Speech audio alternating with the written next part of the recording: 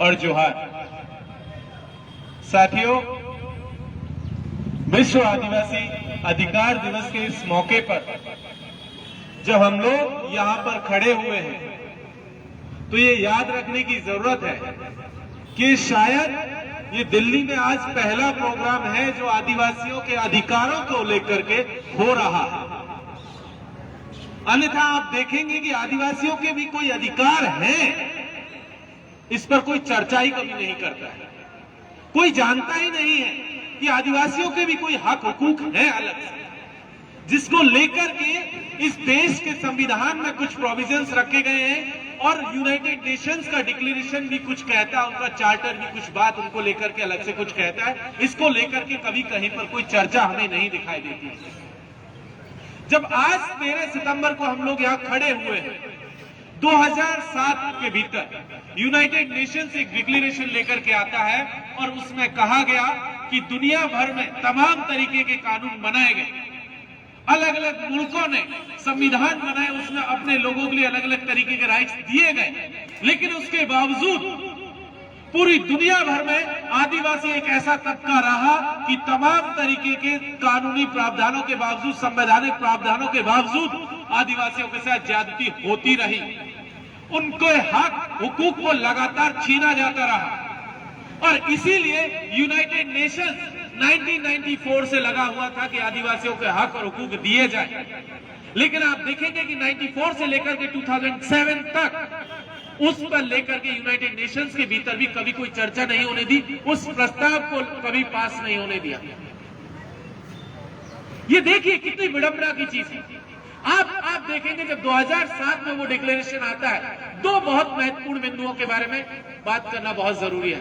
पहला है self determination का मसला, जहां कहा गया कि जो आदिवासियों का जो हिस्सा है, आदिवासियों का जो अपना इलाका है, उस इलाके के भीतर मैडम ने सेल्फ डिटर्मिनेशन को बहुत बेहतरीन तरीके से समझा दी कि उन्हें अपने परंपरागत तौर तरीकों से शासन को चलाने की जो है आजादी मिलनी चाहिए। पहली बात उन्होंने कही। दूसरी बात, वो डिक्लेरेशन का हिस्सा कहता है कि इन इलाकों में जो रिसोर्सेज हैं, उन रिसोर्सेज पर आदिवासियों का पहला हक है। ये बात वो डिक्लेरेशन कहता है। इसके अलावा भाषा से लेकर के, कल्चर से लेकर के, रिलीजन से लेकर अलग अलग मसलों पर बात करता है। लेकिन ये तो सबसे कोर बिंदु है। हमारे देश के संविधान में भी इसको लेकर के बात कही गई। शेड्यूल 5 और शेड्यूल 6 का जो प्रोविजन है हमारे देश के संविधान में, इन्हीं सब चीजों को मद्देनजर रखते हुए हमारे जो पूर्वज थे उन्होंने किया गया था। ये प्रोविजन हमारे कॉन्स्टिट्यूशन का हिस्सा है। यूनाइटेड नेशंस के डिक्लेरेशन से पहले ये हमारे हिस्से थे। लेकिन हुआ क्या? हुआ ये कि आदिवासी बाहुल इलाकों को जो है मान लिया गया कि हाँ ये जो है शेड्यूल 5 और शेड्यूल 6 का हिस्सा है, लेकिन वो जो हक और हुकूक मिलना चाहिए था सेल्फ डिटर्मिनेशन वाला, जिसका कि यूनाइटेड नेशंस का चार्टर कहता है, डिक्लेरेशन कहता है, वो नहीं दिया गया। पेसा एक्ट के तहत ग्राम सभाओं को वो अनुमति दी गई कि आप अपने इलाकों में एकदम छोटे से छोटे लेवल पर जो है आपके पास गवर्निंग के अधिकार होंगे। लेकिन आज की तारीख में आप देखिए पूरे देश में ग्राम सभाओं के अधिकारों को किस तरीके से खत्म किया गया, उनको वायलेट किया गया। उनके नाम पर फर्जी ग्राम सभाएं प्रशासन ने तैयार की ताकि अपने फेवर में पॉलिसीज बनाई जा सके, ताकि अपने फेवर में वहां पर उन जमीनों का अतिक्रमण और अधिग्रहण किया जा सके। इसीलिए जो है ग्राम सभाओं का लगातार वायलेशन हुआ, उनके अधिकारों को लगातार कर्टेल किया गया। अभी फॉरेस्ट कंजर्वेशन बिल 2022 जो अभी आ रहा है, उसमें भी ग्राम सभाओं के अधिकारों को खत्म किया जा रहा है और कहा जा रहा है कि जो सिविल ऑफिसर्स हैं, जो डिस्ट्रिक्ट एडमिनिस्ट्रेशन होगा, उसके पास ज्यादा राइट्स होंगे। अब आप सोचिए कि कॉन्स्टिट्यूशन के प्रोविजंस के बावजूद, यूनाइटेड नेशंस के डिक्लेरेशन के बावजूद भी आदिवासियों के हक और हुकूक के ऊपर लगातार इस देश की सरकारें हमला कर रही है, वो चाहे केंद्र की सरकार हो चाहे राज्यों की सरकारें।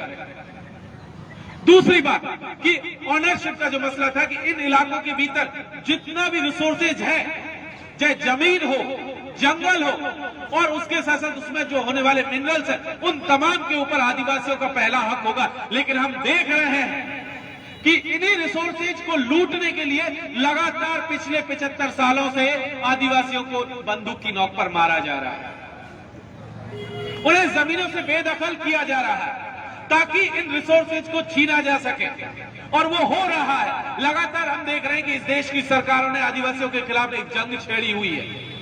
उस जंग में लगातार आदिवासियों को जेल भेजा जा रहा है, निर्दोष लोगों को उठा करके जेल भेज दिया गया। आप याद कीजिए गोमपाड़ में जो हुआ था 2009 में, जिसमें हिमांशु कुमार जी को जो है सुप्रीम कोर्ट में जाकर के अपनी याचिका दायर करनी पड़ी थी, और उसके खिलाफ हिमांशु जी के खिलाफ आज फाइन लगा हुआ है। गोमपाड़ मैसेकर आज की तारीख में क्लियर है कि वो फर्जी मैसेकर है। गवर्नमेंट की एजेंसी ने कहा, जो जांच कमेटी बैठी, सारकीगुड़ा को याद कीजिए, सारकीगुड़ा में जो है अग्रवाल, जो जस्टिस अग्रवाल थे मध्य प्रदेश हाईकोर्ट के रिटायर्ड अग्रवाल साहब, उनकी अध्यक्षता में जो कमेटी बनी, उसने कहा था कि सारकीगुड़ा का जो मैसेकर था वो फर्जी मैसेकर है, लेकिन उसके बावजूद भी कोई कार्रवाई उन लोगों के ऊपर नहीं हुई जिन्होंने आदिवासियों को मारा था, और लगातार उनकी जमीनें छीनी जा रही है। आपको बिल्कुल भी ये भूलने की जरूरत नहीं है कि पिछले 1.5 साल से भी लंबा वक्त हो चला है जब हसदेव के भीतर अडानी जंगल काट रहा है। वहां पर कांग्रेस की सरकार है, और अडानी को जमीनें 2015-16 से मिली हुई थी, तब से आदिवासी विरोध कर रहे थे। और तब जब कांग्रेस विपक्ष में थी, उन्होंने कहा था कि अगर हमारी सरकार बनती है तो आदिवासियों को उनकी जमीनें वापस लौटाई जाएगी और अडानी का कॉन्ट्रैक्ट कैंसिल होगा। लेकिन उल्टा हुआ, हमने देखा कि अडानी को कॉन्ट्रैक्ट और मिलते चले गए, नए नए खदान मिले, और जमीनें आदिवासी लगातार बेदखल होते चले गए। आपको जानकर के हैरानी होगी, जो कॉन्ट्रैक्ट मिला उसमें जो पेड़ काटे गए, जो 1000 साल पुराने पेड़ है, कई तरीके के पेड़ आप देखेंगे, पता चलेगा एक पेड़ को काटने की कीमत सरकारी मुआवजा 150 रुपया दिया गया। ये कैसी विडंबना है। उस इलाके में जिसे लंग्स ऑफ छत्तीसगढ़ कहा जाता है, पूरे सेंट्रल इंडिया का इकोसिस्टम हसदेव के जंगलों से चलता है। आज याद कीजिए, पूरी दुनिया के भीतर 80% जो फॉरेस्ट एरियाज है वो ट्राइबलों के द्वारा जो कंट्रोलमेंट, जो लैंड जो है, उन एरियाज में आपका सिर्फ जंगल बचे हुए हैं। आपने सिर्फ कंक्रीट के जंगल बचाए हैं। आप पूरा शहर उठा करके देख लीजिए, सुबह उठते हो, शाम को सोते हो, दिन भर आपका सांस की तकलीफ में आप गुजर जाता है। कुछ दिन और रुक जाइए, आप एयर प्यूरिफायर लगा करके रात को सोने बैठते हो। आपने कंक्रीट के जंगल खड़े किए और आदिवासियों के जंगलों को लगातार काटा जा रहा है। अमेजोन का एग्जांपल दिया गया, अमेजोन ही नहीं, ऑस्ट्रेलिया से लेकर के अमेरिका तक चले जाइए कि किस तरीके से आदिवासियों के रिसोर्सेज को लगातार लूटा गया। आज स्थिति हो गई कि अमेरिका के भीतर रेड इंडियंस को खत्म कर दिया गया, सिर्फ उनकी जमीनें छीनी। इसको भूलने की जरूरत नहीं कि ऑस्ट्रेलिया के भीतर क्या हो रहा है और इस देश के भीतर क्या हो रहा है। लगातार रिसोर्सेज को छीना जा रहा है। वो तमाम सरकारें हो, उसको भूलने की जरूरत नहीं है कि किस तरीके से सिलगेर के भीतर पिछले साल आदिवासियों को मारा गया। आपको भूलने की जरूरत नहीं है अफवाह के नाम पर नॉर्थ ईस्ट में क्या हो रहा है, किस तरीके से आदिवासियों के खिलाफ पूरा एक जंग का माहौल चल रहा है। ऑपरेशन समाधान प्रहार की जिसकी बात हो रही थी, ऑपरेशन ग्रीन हंट को भी बिल्कुल भूलने की जरूरत नहीं है कि किस तरीके से ग्रीन हंट के नाम पर आदिवासियों को जेलों में डाला गया, और आज भी लोग जेलों में हैं, उनमें से कई लोग जेल में ही मर गए। आदिवासियों के हक और हुकूक के लिए लड़ते लड़ते वो जेलों में है, उनकी जमीनें छीन ली गई, उनकी पूरी पुश्तें बर्बाद कर दी गई, और पता चलेगा कि सिर्फ उनके नाम पर जो है लगातार बड़ी बड़ी घोषणाएं। हर बार चुनावी वादा आता है, कोई कहता है कि हम प्रधानमंत्री बना देंगे, कोई कहता है हम राष्ट्रपति बना देंगे, हम आपके ज्यादा हितैषी है, दूसरा कहता है हम आपके ज्यादा हितैषी है, तीसरा आकर के जोर जोर से चिल्ला चिल्ला कर कहता है नहीं, हम ज्यादा हितैषी है। अब आप देखेंगे तो पता चलेगा कि वो यही क्लेम कर रहे हैं, लेकिन असल में वो आपको एक डेटा बना करके छोड़ दिए हैं। वो जानते हैं कि आपका इतना नंबर है, आपका इतना नंबर मीन्स आपका इतना वोट है, आपका इतना वोट है मीन्स आपको हम कैसे पॉलिटिकली अपने फेवर में कर सकते हैं, और वो करके हम वोट लेकर के गायब हो जाएंगे और आपकी जमीनें फिर छीनने के लिए दोबारा आ जाएंगे। इस बात को याद करने की एकदम जरूरत है कि किस तरीके से आपको फाइलों में बंद आंकड़े बना दिया गया, आपको इनकार कर दिया गया कि आप एक इंसान है। यहां पर एक कविता लिखी हुई है, आप याद कीजिए, मैं केवल देह नहीं, मैं जंगल का पुश्तैनी दावेदार हूं। देह और उनके दावे, पुश्तें और उनके दावे कभी मरा नहीं करते। याद करने की जरूरत है कि किस तरीके से आदिवासियों के हक और हुकूक को लगातार इस देश के भीतर छीना जा रहा है। आप बिल्कुल मत भूलिए, पहली बार जमीन पर आदिवासियों का मालिकाना हक हो इंडिविजुअल लेवल पर, कम्युनिटी के लेवल पर, यह 2006 में इंश्योर किया गया, जबकि इस देश को आजादी 1947 में मिली थी। फॉरेस्ट राइट एक्ट आया था 2006 के भीतर, वो ठीक से लागू भी नहीं हुआ कि 3 एनजीओ जो कॉर्पोरेट के पैसे से खड़े हुए थे वो आए, सुप्रीम कोर्ट ने उस एक्ट को चैलेंज किया, कहा कि ये जो फॉरेस्ट राइट एक्ट आया है, जो संसद से पास हुआ है, जो आदिवासियों को जमीन पर मालिकाना हक देता है व्यक्तिगत तौर पर और कम्युनिटी के तौर पर, ये मिलने के बाद इन लोगों को अगर ये मालिकाना हक मिलेगा तो इससे जंगल को, इससे पर्यावरण को और उस जंगल में रहने वाले जीव जंतुओं को खतरा पैदा हो जाएगा। ये कितनी विडंबना है। कहा जा रहा है कि जंगल और जीव जंतुओं जो खतरे में आएंगे वो आदिवासियों की वजह से, जबकि हम जानते हैं कि जीव जंतुओं को बचाने का काम आदिवासी करते आ रहे हैं, जंगल को बचाने का काम आदिवासी करते आ रहे हैं, और उन्हीं को जो है खत्म करने के नाम पर हमारे अधिकारों को कर्टेल किया गया। 2008 में उस केस में जो है वो पहले वो PIL दायर की गई, फिर 2008 में उस केस की सुनवाई हुई, तब से वो केस चलता रहा। 2019 में जाकर के उसका फैसला आया, और फैसला क्या आया? इस देश में याद करने की जरूरत है, लगभग 12 करोड़ की आदिवासियों की आबादी है, लगभग 8% से ज्यादा आदिवासी पॉपुलेशन है इस देश के भीतर, और मात्र फॉरेस्ट राइट एक्ट के तहत 42 लाख आवेदन आए थे। 42 लाख, 12 करोड़ में से सिर्फ 42 लाख एप्लीकेंट्स थे इस पूरे देश के भीतर जिन्होंने अपना उस फॉरेस्ट राइट एक्ट के तहत मालिकाना हक क्लेम किया था, कम्युनिटी और इंडिविजुअल दोनों। लेकिन 2019 में जब वर्डिक्ट आया तब तक मात्र 19 लाख क्लेम पास हुए थे। 19 लाख, आप रेशियो उठाइए, 12 करोड़ में से 19 लाख का रेशियो देखिए, कितनी क्लेम बनता है, कितना परसेंट बनता है। रेस्ट ऑफ अदर्स के लिए सुप्रीम कोर्ट ने क्या कहा? बोले कि जिनके पास जमीन पर मालिकाना हक नहीं है, प्राइवेट या कम्युनिटी लैंड की ओनरशिप नहीं है, उन्हें जंगल खाली करना पड़ेगा। कहां जाएंगे आदिवासी? क्या हुआ? आपने जो शेड्यूल 5 की बात कॉन्स्टिट्यूशन में कही थी, क्या हुआ उसका? आपने गायब कर दिया। यूनाइटेड नेशंस के डिक्लेरेशन का क्या हुआ? गायब कर दिया। और आज उस ऑर्डर पर सिर्फ होल्ड किया, ऑर्डर को रोका गया, ऑर्डर को पलटा अभी भी नहीं गया। 2019 का सुप्रीम कोर्ट का ऑर्डर है, वो अभी सुप्रीम कोर्ट ने कहा है कि एग्जीक्यूट करने से मना कर दिया, क्योंकि इलेक्शन थे 2019 में लोकसभा के, उन्हें पता था कि बवाल ज्यादा मच जाएगा, उन्हें होल्ड कर दिया गया। अब कितने दिन होल्ड होगा कोई नहीं जानता, लेकिन जिस दिन उस पर से अपना वर्डिक्ट, फाइनल वर्डिक्ट का अपनी जो उनका जो होल्ड है वो खत्म होगा, जिस दिन वो कहेंगे कि आज से एग्जीक्यूट किया जाएगा, क्या होगा? 12 करोड़ में से 19 लाख आदिवासियों को तो कम्युनिटी के और प्रॉपर्टी के प्राइवेट राइट्स मिल जाएंगे, बाकी लोग कहां जाएंगे? ये याद करने की जरूरत है 13 सितंबर को जब हम आदिवासी अधिकार दिवस मना रहे हैं, ये पूछने की जरूरत है कि वो आदिवासी कहां जाएंगे जब सुप्रीम कोर्ट का ऑर्डर आएगा। लेकिन उसका कोई जवाब नहीं, किसी के पास कोई जवाब नहीं है, किसी को कोई फर्क भी नहीं पड़ रहा है।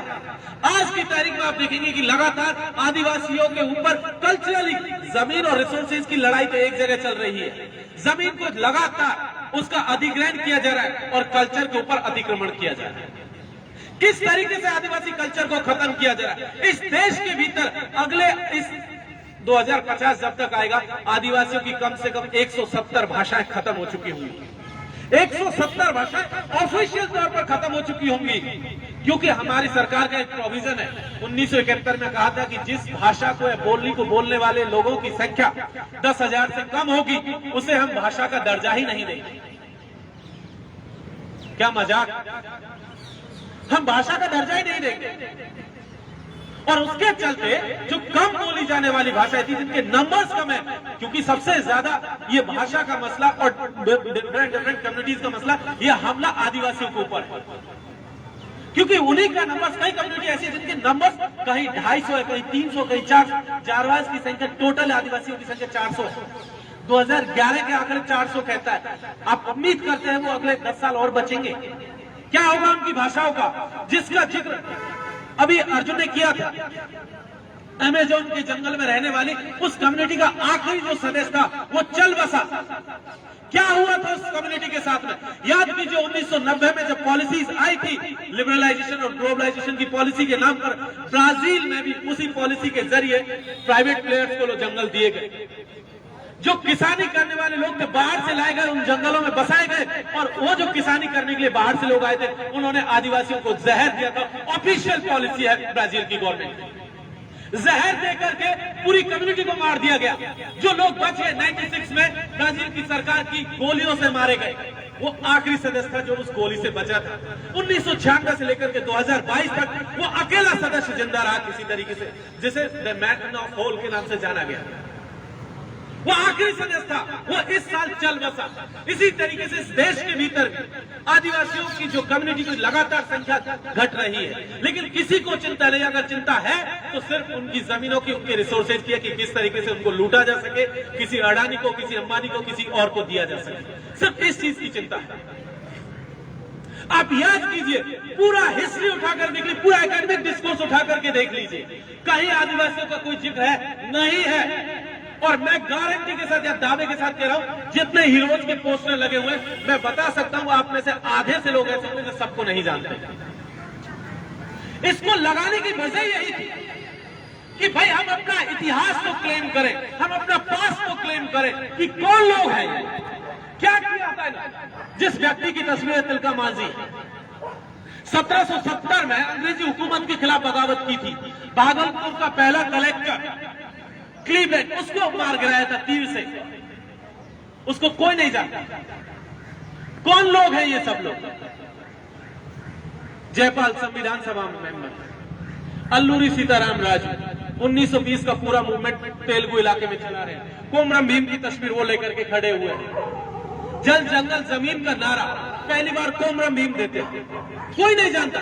टंटा मामा, रॉबिन हुड ऑफ इंडिया, वो सब 1880 के आसपास पूरा जो मालवा का इलाका है उसमें लड़ाई लड़ रहे हैं, आदिवासियों की भीलों की लड़ाई। इतिहास को आप देखेंगे तो पता चलेगा कि बहुत सारा है, लेकिन उसको इग्नोर कर दिया गया। इसी तरीके से रिलीजन का मामला क्या हो रहा है? आजादी से पहले आदिवासियों का अपना रिलीजन था, उसको कॉलम मिला हुआ था। कहीं जगह एबोरिजिनल के नाम से मिला हुआ था, कहीं इंडिजीनियस के नाम से मिला हुआ था, कहीं प्रिमिटिव के नाम से है, कहीं ट्राइब्स के नाम से है, लेकिन उसके पास उसकी अपनी एक सेपरेट आइडेंटिटी थी। आजादी के बाद बड़ा खेला हुआ और आदिवासियों को जबरदस्ती हिंदू फोल्ड में डाल दिया गया। कुछ लोग जो अदर रिलीजन को फॉलो करते थे उनके लिए अलग सेपरेट रखा गया, लेकिन जिन्होंने कोई अपनी आइडेंटिटी शो नहीं की थी, उन्होंने अपने से नहीं बताया था कि मैं क्रिश्चियन हूं, कि मैं बौद्ध हूं, कि मैं जैन हूं, उन सबको हिंदू में बना दिया गया। ये पूरा पॉलिटिक्स हुआ और उस पॉलिटिक्स का नतीजा यह हुआ कि आदिवासी जो ट्राइबल रिलीजियस आइडेंटिटी थी उसको खत्म कर दिया गया, और खत्म करके पहले उसको अदर में डाला गया। आज की कंडीशन यह है कि अदर को हटा दिया गया। आपके पास कोई ऑप्शन नहीं है। लगातार आदिवासी अपनी रिलीजियस आइडेंटिटी को क्लेम करने के लिए लड़ रहा है कि भाई हमें अपना सेपरेट रिलीजियस आइडेंटिटी दिया जाए, लेकिन उसे इग्नोर कर दिया गया। क्या ट्राइबल राइट्स नहीं है? आदिवासियों का अधिकार नहीं है? हमें अपना, जैसे आपके पास है, किसी दूसरे व्यक्ति के पास रिलीजन का अधिकार है ना, उसके पास ये आजादी है कि वो किस रिलीजन को माने, लेकिन हमारे पास तो वो आजादी भी नहीं है कि हम किसको माने, क्योंकि प्रिस्क्राइब फॉर्मेट में आपने जो दिया हुआ उसी में से हमको मानना है। वो चुनने की आजादी हमारे पास नहीं है। इसीलिए हम लोग लगातार ट्राइबल रिलीजन की बात करते हैं कि वो उसकी आइडेंटिटी को रिकॉग्नाइज किया जाए, ट्राइबल आइडेंटिटी को रिकॉग्नाइज किया जाए। और इसीलिए लगातार हम लोग देखते हैं कि अलग अलग आदिवासी कम्युनिटी के लोग लगातार बीच बीच में मूवमेंट करते हैं, दिल्ली आते हैं और दिल्ली आकर के लगातार अपना डेलीगेशन देकर के जाते हैं, कहते हैं कि हमें अपनी tribal identity, tribal religious code दिया जाए, लेकिन उसे इग्नोर कर दिया गया। आरएसएस उन्हें बनवासी बनाने पर तुला हुआ है। सरकार कहती है आप जनजाति हो, कोई कुछ और कहता है, कोई जंगली कह देता है, कोई असभ्य कह देता है, कोई बर्बर कह देता है, कोई क्रिमिनल कह देता है। लेकिन याद रखने की जरूरत है, जब जयपाल कहते हैं कि मुझे सिर्फ अपने लिए आदिवासी के अलावा कोई भी दूसरा शब्द मंजूर नहीं है। न जनजाति मंजूर है, न बनवासी मंजूर है, न असभ्य और बर्बर, कोई शब्द मंजूर नहीं है। सिर्फ और सिर्फ आदिवासी शब्द मंजूर है। इसके अलावा हमें कोई दूसरा शब्द एक्सेप्टेबल नहीं है। और वो उसी बात को हम आज यहां से 2022 में दिल्ली विश्वविद्यालय से दोहरा रहे हैं। कि हमें अपने लिए आदिवासी के अलावा कोई दूसरा शब्द मंजूर नहीं है। जिस बात को कहा गया, जिन बातों को लेकर के लड़ाइयां चली, आप याद कीजिए, जब कॉन्स्टिट्यूएंट असेंबली के भीतर मूल अधिकारों की बात चल रही है, आर्टिकल 13 पर बहस चल रहा था। आर्टिकल 13 की बहस के दौरान जयपाल सिंह मुंडा ने एक बात कही थी। उन्होंने कहा था कि जिन इलाकों के भीतर आदिवासी रहते हैं, जो ट्राइबल डोमिनेटेड एरियाज हैं, उन एरियाज को आप कॉन्स्टिट्यूशन के आर्टिकल 13 में शामिल कर लीजिए, मूल अधिकारों में शामिल कर लीजिए, ताकि आने वाले दिनों में आदिवासियों के साथ जिस तरीके से अंग्रेजी हुकूमत लगातार आदिवासियों की जमीनों को छीन रही है, जंगलों को छीन रही है, उनको डिस्प्लेस कर रही है, इस समस्या से परमानेंटली निजात मिल सके। लेकिन क्या हुआ, उसे इग्नोर कर दिया गया। कहा गया कि जब ट्राइबल एडवाइजरी कमेटी की मीटिंग होगी, जब चर्चा होगी, जब वो रिपोर्ट आ जाएगी, तब हम लोग चर्चा करेंगे, अभी इस पर चर्चा करने की जरूरत नहीं है।